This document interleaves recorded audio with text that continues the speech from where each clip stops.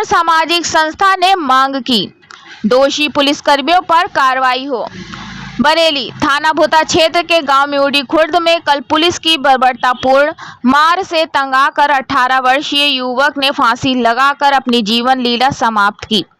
घटना की जानकारी मिलते ही पैनी नगर सामाजिक संस्था की अध्यक्ष व आम आदमी पार्टी रोहिलखंड प्रांत की उपाध्यक्ष एडवोकेट सुनीता गंगवार ने पीड़ित परिवार से मिलकर पुलिस के अत्याचार की पूरी घटना की जानकारी प्राप्त की।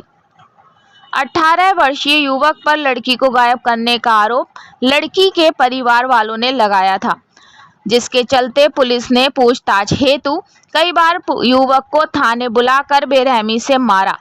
घटना की रात वाले दिन युवक को थाने बुलाकर इतना मारा कि उसके शरीर के पीछे वाला भाग पूरा नीला पड़ चुका था। शर्मिंदगी और बर्बरता से तंग आकर युवक ने इसी रात घर में फांसी पर झूलकर अपनी जीवन लीला समाप्त कर दी। एडवोकेट सुनीता गंगवार ने घटना की पूरी जानकारी करने पर कहा, लड़की 4 महीने से घर से गायब है। जिस लड़के पर आरोप लगाया है वो लड़का अपने घर पर था, अपने घर पर लगातार रह रहा है और सिलाई करके अपने परिवार का पेट पाल रहा था। पिता अपाहिज है जो काम नहीं कर सकते। 6 बहनों का भाई, बूढ़ी दादी माँ, सभी के कमाने का एकमात्र सहारा था। कुलड़िया थाने के द्वारा लगातार उस लड़के का उत्पीड़न जारी रहा, जबकि वो लड़का, उसका परिवार कहता रहा, मैं उस लड़की को जानता तक नहीं, मुझ पर झूठा आरोप लगाया गया है, मगर उसकी बात किसी ने नहीं सुनी। सुनीता गंगवार ने कहा, आज समाज में इस तरह की बहुत सारी घटनाएं आए दिन घट रही हैं, जिसमें कम उम्र की लड़कियां खराब चाल चलन के चलते तमाम लड़कों से फ़ोन पर कांटेक्ट बनाए रखने के तहत घर से भाग जाती हैं और परिवार किसी न किसी लड़के को टारगेट करके लड़कों का उत्पीड़न किया जा रहा है। उसी के चलते ये घटना एक गंभीर रूप लेकर समाज के मुंह पर तमाचा है। लड़कियों को भागने से रोकने में अक्षम माता पिता लड़कों का उत्पीड़न करवाते हैं। ये सोचने का विषय है। कानून व्यवस्था की असफलता है कि निर्दोष लोग अक्सर पकड़े जाते हैं। संस्था अध्यक्ष ने कहा, पुलिस को इस बर्बरता की कानून में कहीं पर भी इजाज़त नहीं है, लेकिन पुलिस की बर्बरता की अक्सर सोशल मीडिया पर वीडियो वायरल हो रही हैं, जिससे लगता है कि प्रदेश में कानून का नहीं बर्बरता का जंगल राज है। संस्था अध्यक्ष ने कहा, ऐसे पुलिसकर्मी को बचाने के लिए विभाग पूरा प्रयास करता है, मगर इससे कानून के प्रति लोगों का विश्वास उठ जाता है। जब रक्षक ही भक्षक बन जाएंगे तो जनता किसके पास न्याय मांगने जाएगी। ऐसे अधिकारियों को बख्शा नहीं जाना चाहिए। इसके लिए संस्था ग्रामीणों के साथ आंदोलन के लिए बाध्य होगी। पुलिस के आला अधिकारी ऐसे बार बार पुलिसकर्मी को सक्षम धाराओं के अंतर्गत कार्रवाई कर जेल की सलाखों के पीछे भेजना चाहिए। जो कानून जनता के लिए है, वही कानून जनता के रक्षकों के लिए भी है। इस संबंध में संस्था अध्यक्ष एडवोकेट सुनीता गंगवार वरिष्ठ पुलिस उपाध्यक्ष बरेली को सोमवार को प्रार्थना पत्र दोषी पुलिसकर्मी के खिलाफ कार्रवाई करने हेतु सौंपेंगे। आप देख रहे हैं तेज बरेली न्यूज से जमीर अहमद की खास रिपोर्ट। किस मामले में लेके आना हुआ है? मुझे एक जानकारी मिली है कि यहाँ पर एक नाबालिग लड़के को, जिसकी उम्र रियल में 18 वर्ष से कम है, उसको पुलिस ने बर्बरता पूर्वक मारा है और मारने के बाद जब उसकी इतनी बुरी हालत हो गई कि वह पुलिस की इस बर्बरता को बर्दाश्त न कर सका, उसने सुसाइड उसी रात कर लिया। आज मुझे जब जानकारी मिली, कुछ मीडिया वालों ने मेरे फ़ोन पे ये सारी घटना डाली थी और उसके वीडियोस वगैरह डाले थे, तो मैं यहाँ पर आई हूँ जानकारी हेतु और मैं परिवार से मिली हूँ और गांव के तमाम लोगों से भी मिली हूँ। ये उस लड़के की माँ बैठी हैं और ये उस लड़के के पिता हैं, ये बहनें हैं। तो सारी घटना को मैंने जितनी भी जो इन्फॉर्मेशन मैं हासिल कर सकती थी उतनी इन्फॉर्मेशन मैंने हासिल की है और उस घटना को देखने पर यह पता चलता है कि आज कोई लड़िया क्षेत्र की एक लड़की, जो भी वो भी नाबालिग है, वो लड़की अपने घर से गायब है। अब उस गायब की रिपोर्ट दर्ज है और उस पर पुलिस को इन्वेस्टिगेशन ये करना चाहिए था कि उस लड़की को ढूंढने का प्रयास करना चाहिए।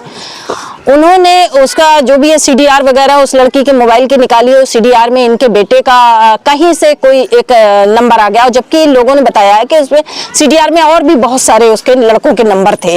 यानी कि लड़की जो थी उसका कनेक्शन कहीं न कहीं और भी लड़कों से था, और वो घर से गायब है। कौन लड़के के साथ वो गई है, किसके साथ गई है, ये अभी तक 4 महीने में पुलिस को मालूम नहीं हो पाया है। लड़का 3 महीने से और लड़का 3 महीने से, जब से ये घटना घटी है, लड़की के घर वालों ने रिपोर्ट दर्ज कराई है। लड़का पर शक करते हुए पुलिस ने कहा तुम कहीं नहीं जाओगे, जबकि वो लड़का अपना जयपुर में सिलाई का काम करता था, परिवार का इकलौता कमाने का सहारा था। पिता भी अपाहिज की तरह हैं, इनका एक्सीडेंट हो चुका है तो इनके हाथ पैर बेकार हो चुके हैं, तो इसलिए वो लड़का ही काम करता था।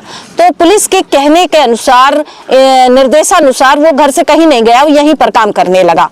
लेकिन परिवार ने बताया है कि पुलिस जो है उसे बराबर, कुलड़िया थाने की पुलिस बराबर उसे बुलाती रही, जब कब आए दिन बुलाती थी पूछताछ के लिए, और उसको बेरहमी से मारती थी। ये कंप्लेंट परिवार वालों ने बताई है, और ये करीब अभी मां ने बताया कि कम से कम 10 बार पुलिस उसे बुला चुकी है।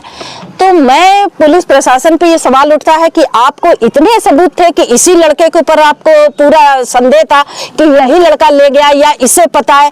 यदि ये लड़का ले गया होता तो ये लड़का यहाँ कैसे होता? लड़का नहीं हो सकता था। अक्सर ये केसेस मेरे पास भी बहुत आते हैं, लड़कियों के भागने के केसेस आते हैं, तो लड़कियां जिसके साथ भागती हैं वो भी साथ में गायब होता है। लेकिन यहाँ पर ये लड़का नहीं गायब, इतनी उम्र भी नहीं है इस लड़के की कि कोई बहुत बड़ी षड्यंत्रकारी घटना को कारित कर सके। इतनी उम्र भी नहीं है इसकी, इतनी सोचने समझने की मुझे नहीं लगता है कि इस उम्र में ऐसा कुछ कर सकता है। तो उसके बाद इतनी जो बर्बरता पूर्वक उसको मारते रहे हैं, टॉर्चर करते रहे हैं पुलिस वाले, तो उसके बाद उसे उस टॉर्चर से बचने के लिए इतना वो हतोत्साहित हो चुका लड़का, इतना प्रताड़ित हो चुका पुलिस द्वारा कि उसे अंत में मौत का रास्ता उसे पुलिस की बेरहमी पूर्ण मार से कहीं ज्यादा अच्छा लगा, और उसने मौत को गले लगा लिया। आज मैं पुलिस प्रशासन के ऊपर एक सवाल उठाना चाहती हूँ, क्या पुलिस प्रशासन केवल लोगों को बेरहमी से मारने के लिए है, या लोगों को सुरक्षा देने के लिए है, या किसी के साथ कोई घटना घटती है तो पुलिस से मदद मांगने के लिए पुलिस डिपार्टमेंट है? ये जवाब पुलिस वाले दें, पुलिस के आला अधिकारी दें कि पुलिस डिपार्टमेंट की आखिर ड्यूटी क्या है। पुलिस को मारने का अधिकार कहां से मिल गया है? पुलिस को सजा देने का अधिकार कहां से मिल गया है? क्या पुलिस मार के न्यायालय का काम भी स्वयं करेगी पुलिस, या पुलिस अपने आप को कह दे कि हम ही न्यायालय, हम ही सब कुछ है, हम ही सब कुछ करेंगे? तो आज ऐसे मैं ये नहीं कहूंगी कि पुलिस डिपार्टमेंट में सारे अधिकारी ऐसे हैं, ऐसा नहीं है। लेकिन आए दिन आप सोशल मीडिया पर ऐसी घटनाओं की वीडियोज आ रही हैं जहां पर पुलिस बेरहमी से मार रही है, जबकि पुलिस एक्ट के अंतर्गत पुलिस को यह अधिकार बल प्रयोग का नहीं है। विशेष परिस्थितियों में बल प्रयोग का है। न्यायालय की अनुमति से आप 3rd डिग्री का इस्तेमाल करते हैं, लेकिन आप बिना न्यायालय के आपने कैसे इतनी बर्बरपूर्ण घटना कारित की है? और मैं आवाज उठाती हूं कि ऐसे पुलिसकर्मी को अब तक सस्पेंड क्यों नहीं हुआ? अब तक ऐसे पुलिसकर्मी पर मुकदमा लिख जाना चाहिए, क्योंकि ये पुलिस के द्वारा एक तरह का मर्डर है, क्योंकि पुलिस की प्रताड़ना से उसने आत्महत्या करी है। और मैं उस लड़की पक्ष से भी कहना चाहती हूँ कि आप अपनी बेटियों को संस्कार नहीं दे पाते हैं, आप अपनी बेटियों को घरों में रोक नहीं पाते हैं, और आपकी बेटियां घर से चली जाती हैं तो आप किसी न किसी लड़के की जिंदगी खराब करने के लिए आप उसे शिकार बनाते हैं। तो ये घटनाएं आज आम हो चुकी हैं। आज लड़की पक्ष की तरफ से तमाम लड़के पक्ष पीड़ित हो रहे हैं, और ये घटनाएं समाज में बढ़ती चली जा रही हैं। लोगों को एक ये पता है कि हम लड़की पक्ष है, हम लड़की हैं, तो हमारी तो थाने में सुनी जाएगी, लड़कों की नहीं सुनी जाएगी। लड़कियों का तो मुकदमा दर्ज किया जाएगा, लेकिन लड़कों के लिए कोई कानून नहीं है, जबकि ऐसा नहीं है। कानून सबके लिए एक ही है, बराबर है। लेकिन ये 2 प्रकार की व्यवस्था क्यों समाज में चल रही है, और 2 प्रकार की पुलिस व्यवस्थाएं क्यों चला रही है? दोनों पक्षों को सुना जाना चाहिए, और उस पर उसको पुलिस को अपना एक्शन लेना चाहिए। तो तो एक तरफा कार्रवाई करते हुए एक ही लड़के को निशाना बनाते हुए, जबकि सीडीआर में और भी नंबर निकले थे, पुलिस ने उन नंबरों पर क्यों नहीं ट्राई किया?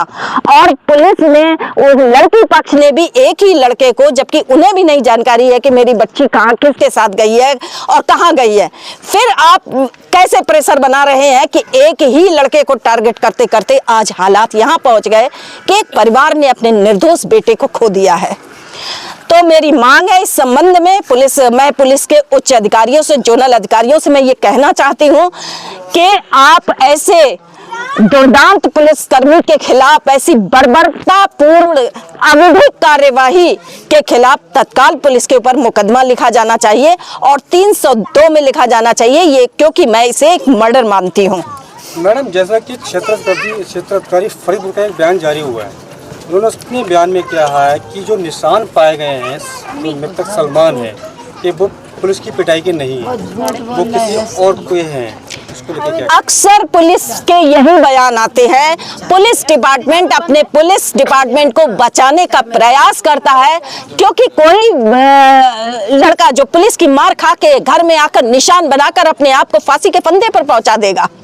कितनी कहना चाहिए असंवेदनशीलता का बयान दिया है पुलिस अधिकारी फरीदपुर सीओ ने। मैं इस बयान को बिल्कुल बचाने वाला बयान मानती हूं कि वो अपने डिपार्टमेंट को बचाने का प्रयास कर रहे हैं।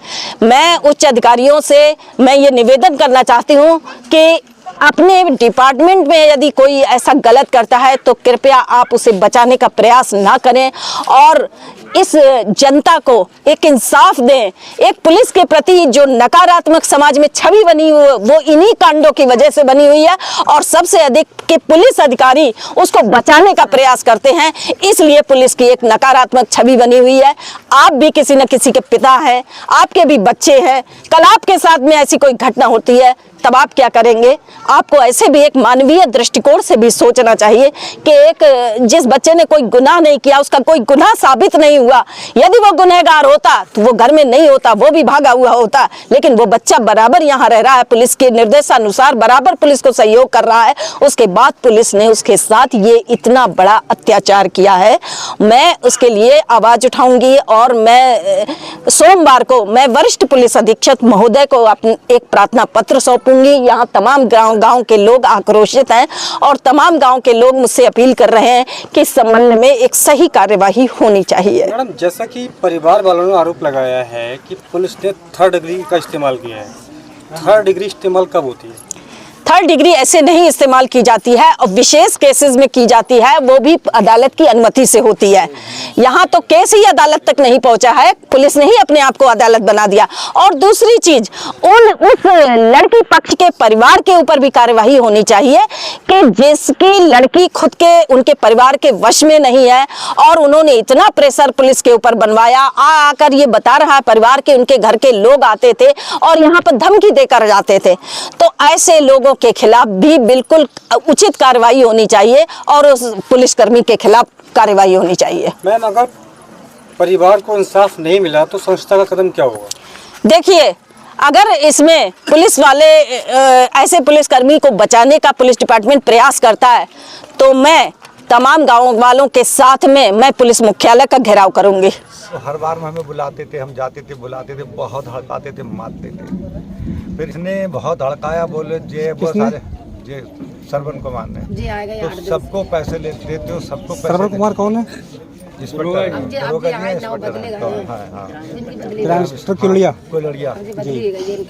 इन्होंने सब प्रधान जी को साथ में लेके गए, बहुत इन्हें हड़काया कि इसको इतना मारूंगा, ये करूंगा, वो करूंगा, इसके कोई जिस्म में ठिया नहीं छोड़ूंगा, कार्य पानी उतार दूंगा।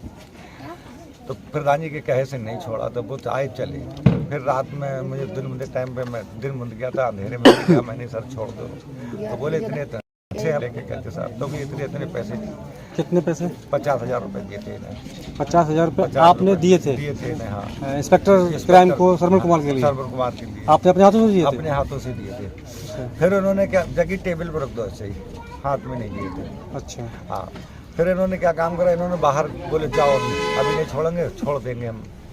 फिर इन्होंने प्रधान जी ने फ़ोन करा, फिर इन्हें नहीं छोड़ा, फिर छोड़ा इन्हें रात के 12 बजे। इतना मारा कि कोई जगह उसकी छोड़ी नहीं, पैर हाथ हाथन में भी है, इनमें सब पटा पड़े हुए हैं और पूरी कमर चूतड़ और तलवा कोई जगह नहीं छोड़ी है। जे ऐसे करके भी मारे हैं, वो पट डाल के डंडे और वो का नाम पटा मारे। अच्छा, आपके बेटे को जब छोड़ा था पुलिस ने, हाँ। आपका बेटा घर पे आया था, घर पे तो उसने क्या बताया था?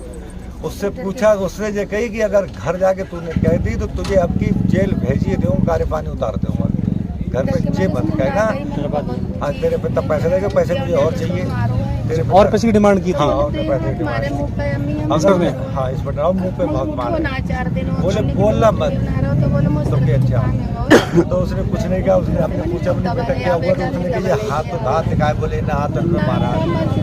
इसने जब तीसरे दिन उन्हें फिर फोन करा तो उसने बताया शाम को कि मुझे इतना मारा है, सब उसने डूबार के दिखाया, मुझे मेरा कहीं किया नहीं रखा, मेरे हाथ जाके तोड़ दिया।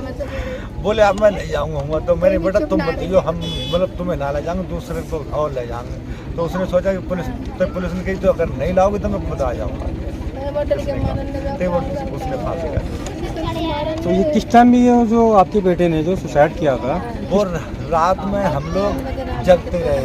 अच्छा, जगते रहे, एक दूसरा मतलब आता रहा जाता रहा कि ऐसा ना हो कहीं कोई जैसे आज थोड़ा पैसा लग रहा है। सुबह को हम सब लेटे हुए थे तो वो पानी पीने। क्या टाइम होगा लगभग? 3-4 बजे। अरे ना, सुबह का टाइम था, 4-5 बजे का 5 बजे का टाइम।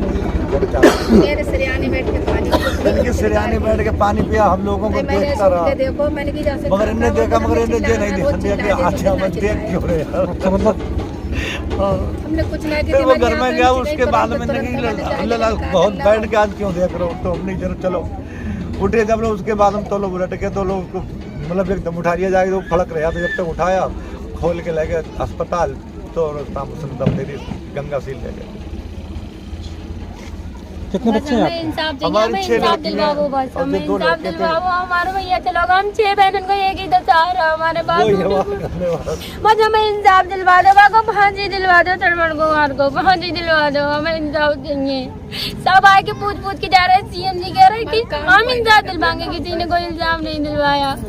कल भी उसे लेके गए, हमें बस इंसाफ चाहिए, हम तुम्हारे हाथ जोड़े मत दीदी, हमारा लिए इंसाफ दिलवा दो, हमें हमारे भैया से वापस ना मिले मगर इंसाफ दिलवा दो, ताकि आगे तक ये काम ना हो, किसी का भैया किसी से दूर ना हो, हमारे भाई हमारी जोड़ी भी चढ़ नहीं हो, हमारे भैया को हमसे दूर कर दो, हमें बस इंसाफ चाहिए, हमें इंसाफ चाहिए, हमें श्रवण कुमार की फांसी चाहिए, बस फांसी हो, बस श्रवण कुमार की फांसी हो, हमें फांसी चाहिए, बाकी हमें फांसी चाहिए। क्या नाम है आपका? अमरीन नाम है, हम उसकी बहन है, उससे बड़ी है। कितनी बहनें हैं आप? 6 बहनें हैं, भाई हमारे सबसे छोटे हैं 2। ये सलमान जो थे छोटे थे आपसे बड़े थे? उससे छोटे हैं, इससे बड़ी है, इससे छोटे हैं, इससे बड़ी है। चलिए।